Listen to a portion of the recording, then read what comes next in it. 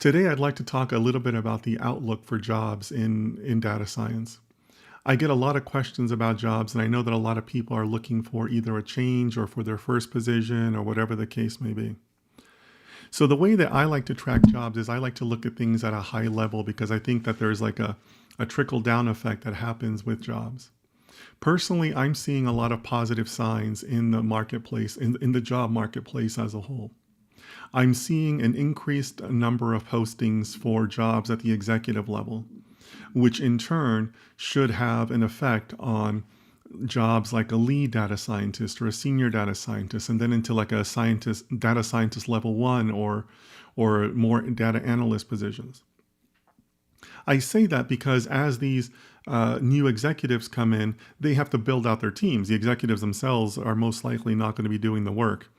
So I think that's going to have a downstream effect, probably to close out the year, of 2024, as I'm seeing more and more postings coming up on LinkedIn and on other sources. On a personal basis, I'm also hearing a lot from other friends or colleagues or whatnot that are also seeing positive signs. Some of my friends are making moves into other companies or new positions or things along those lines.